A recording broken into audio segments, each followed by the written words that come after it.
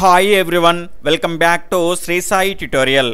ఈ రోజు లైవ్ టెస్ట్లో భాగంగా డిఎస్సి టెట్ మరియు ఇతర అన్ని పోటీ పరీక్షల్లో 1 లేదా 2 మార్కులను తీసుకువచ్చేటువంటి చాలా ముఖ్యమైనటువంటి కంటెంట్ నుండి ఈరోజు మనం ఈ లైవ్ టెస్ట్ను నిర్వహించుకోబోతున్నాం. అదేవిధంగా డైలీ క్వాలిటీ లైవ్ టెస్ట్లను ఫ్రీగా పొందాలి అనుకుంటే కనుక ఈ వీడియో క్రింద డిస్క్రిప్షన్లో మనకు టెలిగ్రామ్ గ్రూప్ యొక్క లింక్ అనేది ఇవ్వబడింది. మన శ్రీ సాయి ట్యుటోరియల్ యొక్క టెలిగ్రామ్ గ్రూప్ అండి అది.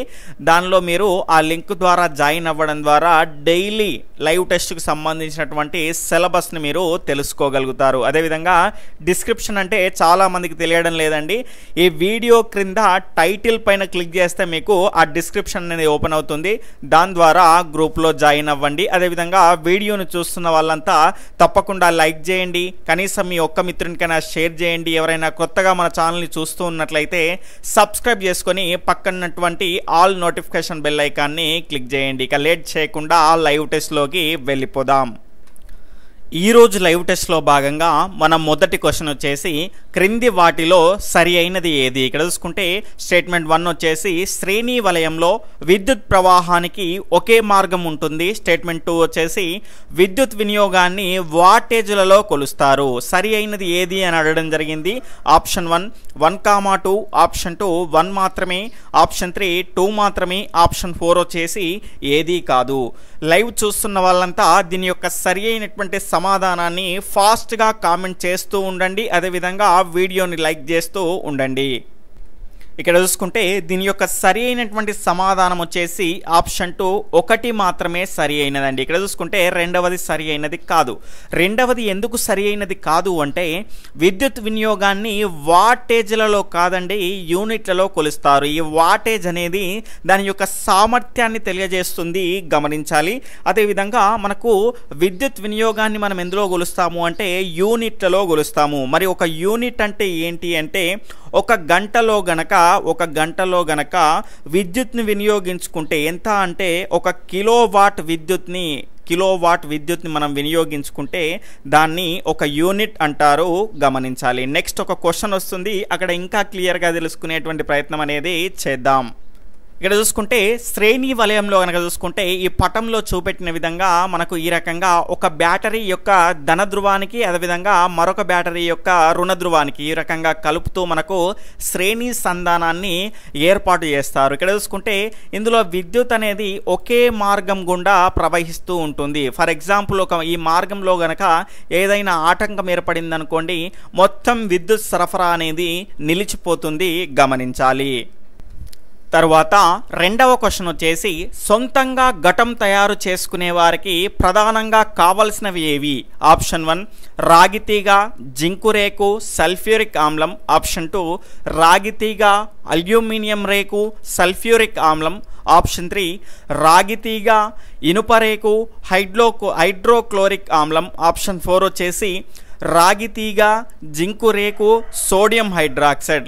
లైవ్ చూస్తున్న వాళ్ళంతా దీని యొక్క సరి అయినటువంటి సమాధానాన్ని నేను క్వశ్చన్ చదివి ఆప్షన్స్ చదివి ఆన్సర్ని రివీల్ చేసేలోపు మీ యొక్క సరి అయినటువంటి సమాధానాన్ని ఫాస్ట్గా కామెంట్ చేస్తూ ఉండండి. ఇక్కడ చూసుకుంటే దీని యొక్క సరి అయినటువంటి సమాధానం వచ్చేసి ఆప్షన్ 1 అండి. ఇక్కడ చూసుకుంటే సొంతంగా ఘటము లేదా బ్యాటరీని తయారు చేసుకోవాలి అంటే కనుక మనకి ఇక్కడ చూసుకుంటే ఖచ్చితంగా రాగితీగ, జింకు రేకు, సల్ఫ్యూరిక్ ఆమ్లం అనేటివి అవసరం పడతాయి, గమనించాలి.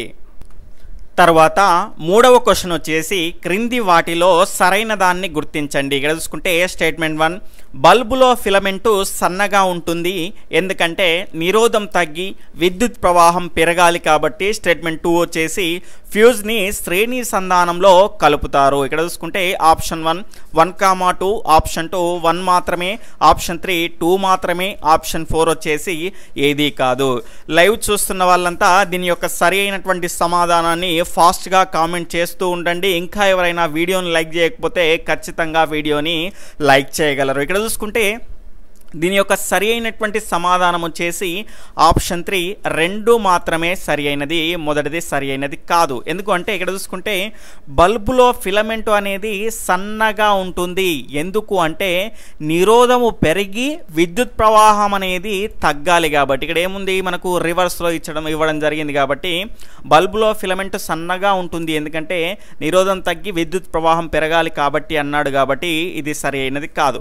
దీని యొక్క యాక్చువల్ సెంటెన్స్ ఏంటి అంటే బల్బ్లో ఫిలమెంట్ అనేది సన్నగా ఉంటుంది, ఎందుకంటే నిరోధం పెరగాలి విద్యుత్ ప్రవాహం అనేది తగ్గాలి కాబట్టి గమనించాలి. ఇక్కడ చూసుకుంటే ఫ్యూజ్ని శ్రేణి సంధానంలో కలుపుతారు. ఎందుకు అంటే ఆ మార్గం అంటే శ్రేణి సంధానం అంటే ఒకే మార్గం గుండా ఏమవుతుంది విద్యుత్ అనేది ప్రవహిస్తూ ఉంటుంది. ఈ రకంగా ఈ విద్యుత్ మార్గం ద్వారా ఏదైనా ఆటంకం లేదా ఎక్కువగా విద్యుత్ అని రావడం ద్వారా ఏమవుతుంది అంటే ఈ ఫ్యూజ్ అనేది మనకు కొట్టేస్తుంది. ఫ్యూజ్ అనేది కొట్టేయడం ద్వారా ఏమవుతుంది అంటే అక్కడ విద్యుత్ సరఫరా అనేది నిలిచిపోతుంది. ఆ రకంగా మనకు ఇంటిలో జరిగేటువంటి ప్రమాదాలను అరికట్టవచ్చు, గమనించాలి. తర్వాత 4వ క్వశ్చన్ వచ్చేసి క్రింది వాటిలో సమాంతర సంధానం లక్షణం కానిది ఏది? ఇక్కడ స్టేట్మెంట్ 1 వలయంలో విద్యుత్కు ఒకే ప్రవాహ మార్గం ఉంటుంది. స్టేట్మెంట్ 2 వచ్చేసి ఒక బల్బు ఆరిపోతే మిగతా బల్బులు ఆరిపోవండి. ఇక్కడ ఆరిపోవు, ఒక బల్బు ఆరిపోతే మిగతా బల్బులు ఆరిపోవు. ఆప్షన్ 1, ఆప్షన్ 2 1 మాత్రమే, ఆప్షన్ 3 2 మాత్రమే, ఆప్షన్ 4 వచ్చేసి ఏది కాదు. మీ యొక్క సరి అయినటువంటి సమాధానాన్ని ఫాస్ట్గా కామెంట్ చేస్తూ ఉండండి. ఇక్కడ చూసుకుంటే దీని యొక్క రైట్ ఆన్సర్ వచ్చేసి ఆప్షన్ 2 1 మాత్రమే అండి. ఇందులో సరికానిది వచ్చేసి ఆప్షన్ 1. ఇక్కడ చూసుకుంటే వలయంలో విద్యుత్కు ఒకే ప్రవాహ మార్గం అనేది ఉండదు. ఒకే ప్రవాహ మార్గం అనేది ఎందులో ఉంటుంది? శ్రేణి సంధానంలో మనకు ఒకే ఒక ప్రవాహ మార్గం అనేది విద్యుత్కు ఉంటుంది. ఇలా కాకుండా మనకి ఇక్కడ చూసుకుంటే సమాంతర సంధానం యొక్క ప్రత్యేకత ఏంటి అంటే చాలా మార్గాలు అనేటివి ఉంటాయి. ఫర్ ఎగ్జాంపుల్ ఇక్కడ చూసుకుంటే విద్యుత్ అనేది ఇటు నుంచి ధన ధ్రువము ఇటు నుంచి రుణ ధ్రువానికి సంబంధించినటువంటి విద్యుత్ అనేది ఈ రకంగా బ్యాటరీ ద్వారా ప్రవహిస్తుంది అనుకుంటే కనుక ఇక్కడ చూసుకుంటే ఈ రకమైనటువంటి మార్గం ద్వారా ఏదైనా ఆటంకం ఏర్పడింది అనుకోండి, ఈ ఒక్క బల్బు మాత్రమే వెలగదు. అలా కాకుండా ఈ రకంగా మిగతా బల్బులు అనేటివి వెలుగుతూ ఉంటాయి. కాబట్టి విద్యుత్ ప్రవాహానికి సమాంతర సంధానంలో అనేక మార్గాలు ఉంటాయి, గమనించాలి. తర్వాత 5వ క్వశ్చన్ వచ్చేసి బల్బు ప్రకాశవంతంగా వెలగాలంటే ఏమి చేయాలి? ఆప్షన్ 1 అనేక ఘటాలను శ్రేణి పద్ధతిలో కలపాలి. ఆప్షన్ 2 ఒకే ఘటాన్ని సమాంతర పద్ధతిలో అమర్చాలి. ఆప్షన్ 3 వచ్చేసి అనేక ఘటాలను ఏకాంతరంగా కలపాలి. ఆప్షన్ 4 వచ్చేసి ఒకే ఘటాన్ని శ్రేణి పద్ధతిలో కలపాలి. లైవ్ చూస్తున్న వాళ్ళంతా ఫాస్ట్గా మీ యొక్క ఆన్సర్ని కామెంట్ చేస్తూ ఉండండి. ఇక్కడ చూసుకుంటే దీని యొక్క సరైనటువంటి సమాధానం వచ్చేసి ఆప్షన్ 1 అనేక ఘటాలను శ్రేణి పద్ధతిలో కలపాలి అండి. ఇక్కడ చూసుకుంటే మనకు ఒక 12 వాట్స్కు సంబంధించినటువంటి ఒక లైట్ ఉంది అనుకుంటే మనకి ఇక్కడ చూసుకుంటే నా దగ్గర 4 వాట్స్ తర్వాత 4 వాట్స్ తర్వాత 4 వాట్స్ ఈ రకంగా 4 వాట్లయి 3 బ్యాటరీలు నా దగ్గర ఉన్నాయి అనుకుంటే కనుక ఈ రకంగా వాటిని నేను శ్రేణి సంధానంలో కలిపాను. ఇక్కడ చూసుకుంటే దీని ద్వారా మనకి ఏమవుతుంది అంటే బయటికి వచ్చేటువంటి అవుట్పుట్ అనేది మనకు 4+4+4 ఈ రకంగా మనకు 12 వోల్ట్ల యొక్క అవుట్పుట్ అనేది వస్తుంది. కాబట్టి ఇక్కడ చూసుకుంటే ఈ బల్బుకు తగినంత అవుట్పుట్ అనేది మనకు ఇవ్వగలిగాము. ఎందులో కలపడం ద్వారా? శ్రేణి సంధానంలో కలపడం ద్వారా. అలా కాకుండా దీన్నే సమాంతర సంధానంలో కనుక ఈ 4 వాట్స్కు సామర్థ్యం ఉన్నటువంటి బ్యాటరీని నేను కలిపాను అనుకోండి, మనకు బయటికి అవుట్పుట్ వచ్చేది ఎంత అంటే అప్పుడు కూడా 4 వస్తుంది సమాంతర సంధానంలో. అలా కాకుండా శ్రేణి సంధానంలో కలపడం ద్వారా 4+4+4 ఈ రకంగా 12 వోల్ట్లకు సంబంధించినటువంటి శక్తి అనేది బయటికి రావడం జరిగింది, గమనించాలి. అప్పుడు బల్బు అనేది ప్రకాశవంతంగా వెలుగుతుంది. తరువాత 6వ క్వశ్చన్ వచ్చేసి విద్యుత్ బల్బులను ఇళ్లలో కలిపే విధానం ఏమిటి? ఆప్షన్ 1 శ్రేణి పద్ధతి, ఆప్షన్ 2 సమాంతర పద్ధతి, ఆప్షన్ 3 వచ్చేసి ఏకాంతర పద్ధతి, ఆప్షన్ 4 వచ్చేసి పైవేవి కావు. ఇక్కడ వర్షం వస్తుందండి, కొంత మీకు డిస్టర్బెన్స్గా ఉండొచ్చు, అర్థం చేసుకోగలరు. ఇక్కడ చూసుకుంటే దీని యొక్క సరైనటువంటి సమాధానాన్ని ఫాస్ట్గా కామెంట్ చేస్తూ ఉండండి. అదేవిధంగా ఇంకా ఎవరైనా వీడియోని లైక్ చేయకపోతే ఖచ్చితంగా లైక్ చేయండి.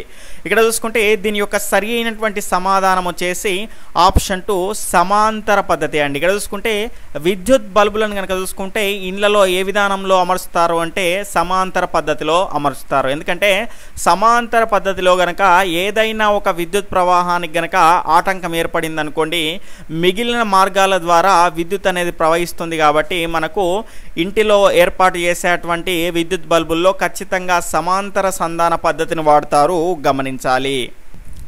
తర్వాత 7వ క్వశ్చన్ వచ్చేసి విద్యుత్ డైనమో ఎలా పనిచేస్తుంది?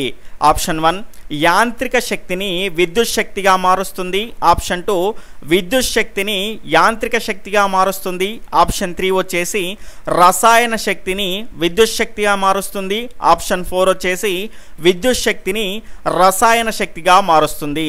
ఫాస్ట్గా దీని యొక్క ఆన్సర్ని కామెంట్ చేస్తూ ఉండండి. ఇంకా ఎవరైనా వీడియోని లైక్ చేయని వాళ్ళు ఉంటే ఖచ్చితంగా వీడియోని లైక్ చేయండి. ఇక్కడ చూసుకుంటే దీని యొక్క సరి అయినటువంటి సమాధానం వచ్చేసి ఆప్షన్ 1 అండి. ఇక్కడ చూసుకుంటే విద్యుత్ డైనమో అనేది యాంత్రిక శక్తిని విద్యుత్ శక్తిగా మారుస్తుంది, గమనించాలి.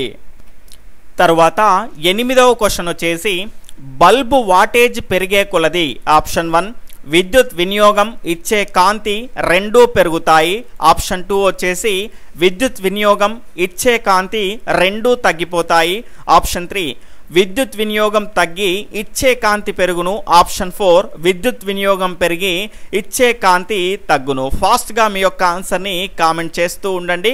ఇక్కడ చూసుకుంటే దీని యొక్క సరి అయినటువంటి సమాధానం వచ్చేసి ఆప్షన్ 1 అండి. ఇక్కడ చూసుకుంటే విద్యుత్ వినియోగం పెరుగుతుంది, అదేవిధంగా ఇచ్చే కాంతి రెండూ కూడా పెరుగుతాయి. ఫర్ ఎగ్జాంపుల్ ఇక్కడ చూసుకుంటే 9 వోల్టేజ్కి సంబంధించినటువంటి బల్బును పెడితే కొంత వెలుగునిచ్చింది అనుకోండి, 12 వోల్ట్స్కి సంబంధించినటువంటి బల్బును పెడితే ఖచ్చితంగా దీనికంటే ఎక్కువ వెలుతురునిస్తుంది, అదేవిధంగా విద్యుత్ని కూడా ఎక్కువగా తీసుకుంటుంది, గమనించాలి. తర్వాత 9వ క్వశ్చన్ వచ్చేసి క్రింది వాటిలో సరికానిది ఏది? ఇక్కడ చూసుకుంటే స్టేట్మెంట్ 1 శ్రేణి సంధానంలో ఘటాలను కలుపుతున్న కొలది ఎల్లప్పుడూ బల్బు యొక్క కాంతి పెరుగుతుంది. స్టేట్మెంట్ 2 వచ్చేసి సమాంతర సంధానంలో ఒక బల్బు ఆరిపోయినా మిగతా బల్బులు వెలుగుతూనే ఉంటాయి. సరికానిది ఏది అని అడగడం జరిగింది. ఆప్షన్ 1 1, 2, ఆప్షన్ 2 1 మాత్రమే, ఆప్షన్ 3 2 మాత్రమే, ఆప్షన్ 4 వచ్చేసి ఏది కాదు. లైవ్ చూస్తున్న వాళ్ళంతా దీని యొక్క సరైనటువంటి సమాధానాన్ని ఫాస్ట్గా కామెంట్ చేస్తూ ఉండండి. ఇక్కడ చూసుకుంటే దీని యొక్క రైట్ ఆన్సర్ వచ్చేసి ఆప్షన్ 2 1 అండి. ఇక్కడ చూసుకుంటే ఇందులో స్టేట్మెంట్ 1 అనేది రాంగ్. ఎందుకు అంటే శ్రేణి సంధానంలో ఘటాలను కలుపుతున్న కొలది ఎల్లప్పుడూ బల్బు యొక్క కాంతి అనేది పెరుగుతుంది అని ఇవ్వడం జరిగింది.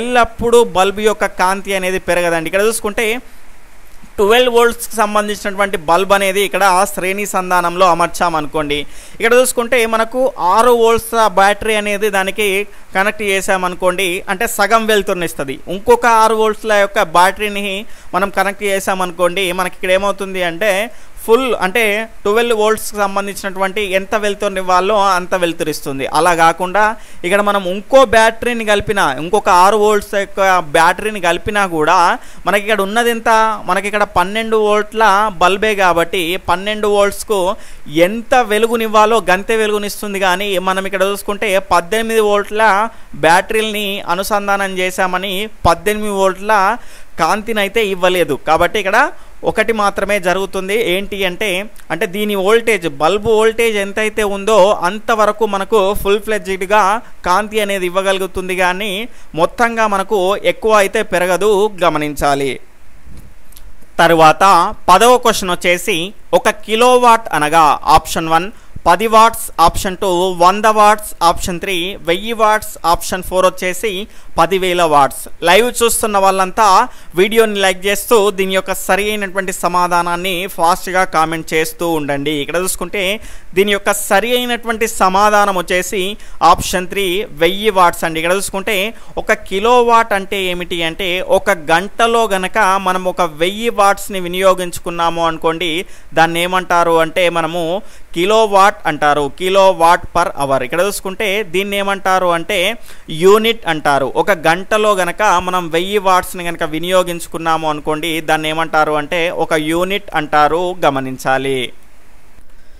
తర్వాత 11వ క్వశ్చన్ ఇక్కడ చూసుకుంటే ఈ రకంగా గీత, ఈ రకంగా 2 చుక్కలు మధ్యలో ఈ రకంగా ఉన్నాయి. ఈ సంకేతం అనేది దేన్ని సూచిస్తుంది? ఆప్షన్ 1 విద్యుత్ ప్రవాహం ఉంది, ఆప్షన్ 2 విద్యుత్ ప్రవాహం పాక్షికంగా ఉంది, ఆప్షన్ 3 విద్యుత్ ప్రవాహం లేదు, ఆప్షన్ 4 పైవేవీ కాదు. ఫాస్ట్గా మీ యొక్క ఆన్సర్ని కామెంట్ చేస్తూ ఉండండి. ఇక్కడ చూసుకుంటే దీని యొక్క సరి అయినటువంటి సమాధానం వచ్చేసి ఆప్షన్ 1 విద్యుత్ ప్రవాహం అనేది ఉంది అండి. ఇక్కడ చూసుకుంటే ఇది కీకు సంబంధించినటువంటి సింబల్ అండి, స్విచ్కి సంబంధించినటువంటి సింబల్. ఇక్కడ చూసుకుంటే ఈ రకంగా స్విచ్ ఈ రకంగా ఉంది అనుకోండి సింబల్, దాని అర్థం ఏంటి అంటే దాని ద్వారా విద్యుత్ ప్రవాహం అనేది జరుగుతుంది అని అర్థము. అలా కాకుండా ఇక్కడ చూసుకుంటే స్విచ్ అనేది ఈ రకంగా ఉందనుకోండి, ఈ రకంగా ఉంటే కనుక స్విచ్ అనేది ఆఫ్ చేసి ఉన్నట్టు గమనించాలి. కాబట్టి సంకేతాల నుంచి కూడా మాకు క్వశ్చన్ వచ్చేటువంటి అవకాశం అనేది ఉంటుంది. కాబట్టి దేన్ని వదలకుండా అన్నీ క్లియర్గా నేర్చుకునేటువంటి ప్రయత్నం అనేది చేయాలి. తర్వాత 12వ క్వశ్చన్ వచ్చేసి ఈ సంకేతము దేనిని తెలియజేస్తుంది?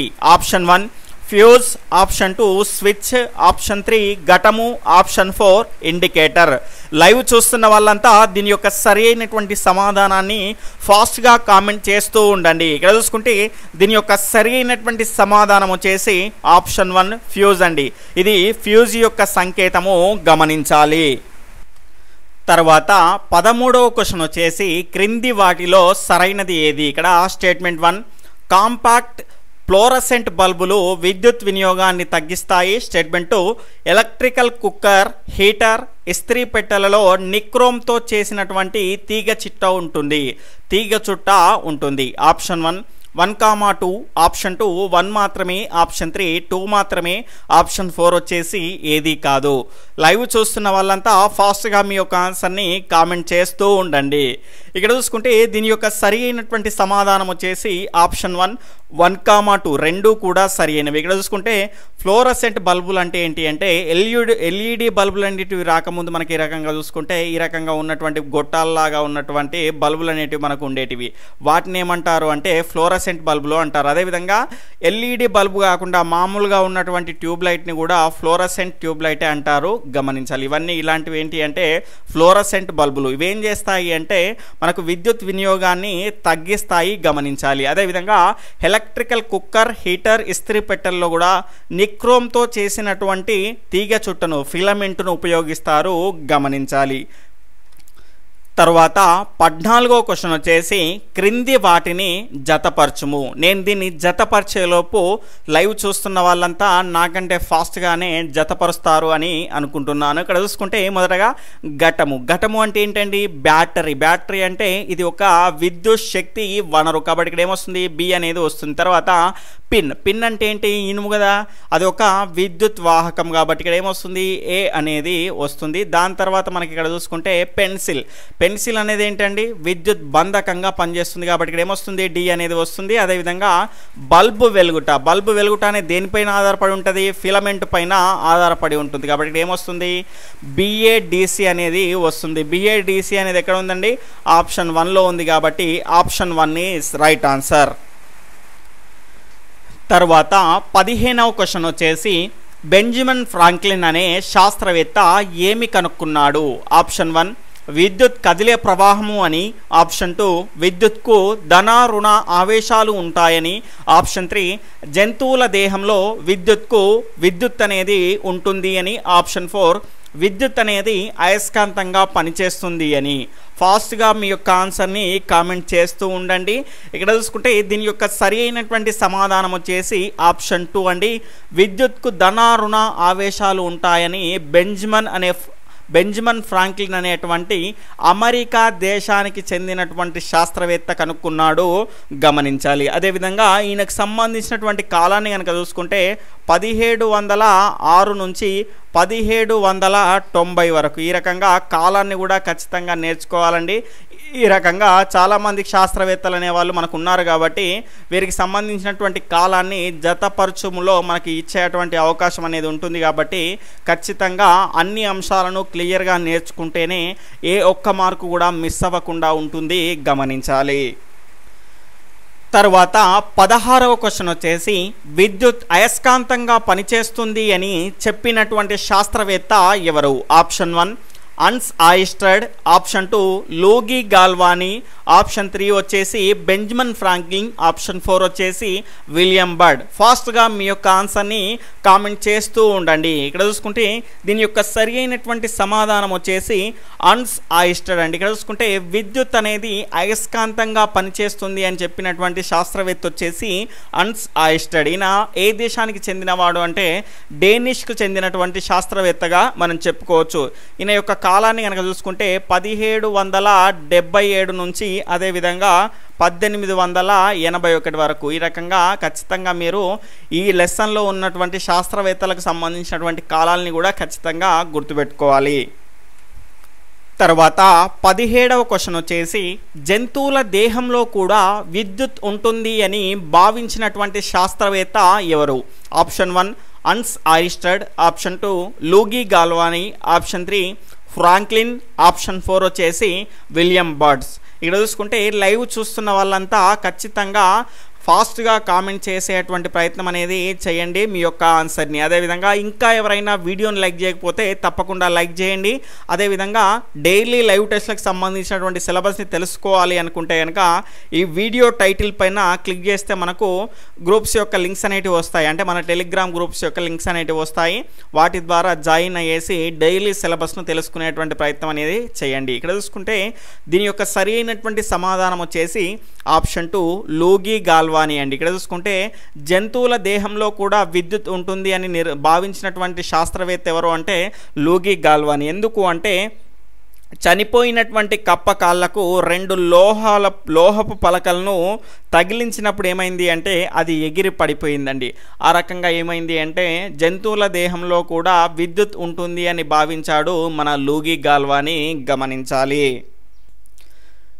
తర్వాత 18వ క్వశ్చన్ వచ్చేసి క్రింది వాటిలో సరికానిది ఏది? ఇక్కడ చూసుకుంటే స్టేట్మెంట్ 1 మైకెల్ ఫారడే విద్యుత్ జనరేటర్ని కనుగొన్నాడు, ఆప్షన్ 2 మైకెల్ ఫారడే విద్యుత్ మోటార్ను కనుగొన్నాడు, ఆప్షన్ 3 వచ్చేసి అమెరికాలోని గోడల్మింగ్ ప్రాంతంలో ప్రయోగాత్మకంగా మొట్టమొదటి విద్యుత్ కేంద్రాన్ని ఏర్పాటు చేశారు, ఆప్షన్ 4 వచ్చేసి థామస్ అల్వా ఎడిసన్ అమెరికాలో మొట్టమొదటి విద్యుత్ ఉత్పత్తి కేంద్రాన్ని స్థాపించాడు. మీ యొక్క ఆన్సర్ని ఫాస్ట్గా కామెంట్ చేయండి. ఇక్కడ చూసుకుంటే సరి కానిది అని అడిగాను. ఇక్కడ చూసుకుంటే సరి అయినది అడిగాడా సరి కానిది అడిగాడా చాలా జాగ్రత్తగా మనము గుర్తుపెట్టుకొని ఆన్సర్ పిక్ చేయాలి. ఎందుకంటే ఎగ్జామ్లో ఖచ్చితంగా 1 లేదా 2 మార్కులు సరైనది సరి కానిది అనేటువంటి కన్ఫ్యూజన్ స్టేట్మెంట్ తోటి మనం పోగొట్టుకుంటాము, గమనించాలి. కాబట్టి దీని యొక్క రైట్ ఆన్సర్ వచ్చేసి ఆప్షన్ 3 అండి. ఇక్కడ చూసుకుంటే మైకెల్ ఫారడే మొట్టమొదటిసారిగా విద్యుత్ జనరేటర్ని కనుగొన్నాడు. అదేవిధంగా మనకి ఇక్కడ చూసుకుంటే తర్వాత విద్యుత్ మోటార్ని కనుక్కున్నాడు, గమనించాలి. ఇక్కడ చూసుకుంటే అమెరికాలోని గోడల్మింగ్ కాదండి, మనకి ఇక్కడ చూసుకుంటే ఇంగ్లాండ్లో గోడల్మింగ్ అనేటువంటి ప్రాంతంలో ప్రయోగాత్మకంగా మొట్టమొదటి విద్యుత్ కేంద్రాన్ని ఏర్పాటు చేశారు, గమనించాలి. అదేవిధంగా థామస్ అల్వా ఎడిసన్ అమెరికాలో మొట్టమొదటి విద్యుత్ ఉత్పత్తి కేంద్రాన్ని కూడా స్థాపించడం జరిగింది. ఇక్కడ చూసుకుంటే ఇది అమెరికాలో అన్నాడు కాబట్టి ఇది రాంగ్ ఆప్షన్ అవుతుంది, గమనించాలి. ఇక్కడ చూసుకుంటే మైకెల్ ఫారడే వచ్చేసి విద్యుత్ మోటార్ని మొదటిసారిగా అదేవిధంగా తర్వాత విద్యుత్ జనరేటర్ని కనుక్కున్నాడు, గమనించాలి. తర్వాత 19వ క్వశ్చన్ వచ్చేసి విద్యుత్ కదిలే ప్రవాహం లాంటిది అని దానికి హ్యూమర్ అని పేరు పెట్టిన శాస్త్రవేత్త ఎవరు? Option 1 William Birds, option 2 Franklin, option 3 Hans Oersted, option 4 వచ్చేసి లూయి గాల్వాని. ఇక్కడ చూసుకుంటే దీని యొక్క సరి అయినటువంటి సమాధానం వచ్చేసి ఆప్షన్ 1 విలియం బర్డ్స్ అండి. ఇక్కడ చూసుకుంటే విద్యుత్ కదిలే ప్రవాహం లాంటిది అని దానికి హ్యూమర్ అని పేరు పెట్టినటువంటి శాస్త్రవేత్త ఎవరు అంటే విలియం బర్డ్స్, గమనించాలి. అదేవిధంగా ఈయన ఏ దేశానికి చెందినటువంటి శాస్త్రవేత్త అంటే బ్రిటిష్కు సంబంధించినటువంటి శాస్త్రవేత్త, గమనించాలి. అదేవిధంగా ఈయన యొక్క కాలాన్ని కనుక చూసుకుంటే 1544 నుంచి 1603 అండి, 1603. ఇక్కడ చూసుకుంటే ఈయనకు సంబంధించినటువంటి కాలంగా మనము చెప్పుకోవచ్చు. తర్వాత 20వ క్వశ్చన్ వచ్చేసి స్థిర విద్యుత్ని కనిపెట్టినటువంటి థేల్స్ ఆఫ్ మిలిస్ అనే శాస్త్రవేత్త క్రింది వాటిలో దేనికి చెందినవాడు? ఇక్కడ option 1 Greek, option 2 Italy, option 3 England, option 4 వచ్చేసి డేనిష్. ఇక్కడ చూసుకుంటే దీని యొక్క సరి అయినటువంటి సమాధానం వచ్చేసి ఆప్షన్ 1 గ్రీకు అండి. ఇక్కడ చూసుకుంటే థేల్స్ ఆఫ్ మిలిస్ అనేటువంటి శాస్త్రవేత్త గ్రీకుకు సంబంధించినటువంటి శాస్త్రవేత్త.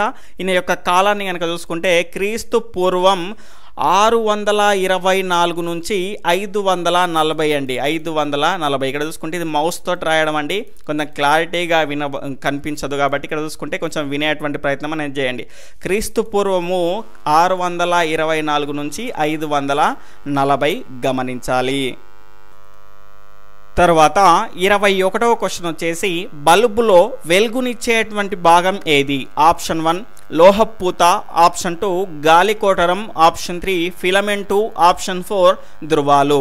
ఫాస్ట్గా మీ యొక్క ఆన్సర్ని కామెంట్ చేస్తూ ఉండండి.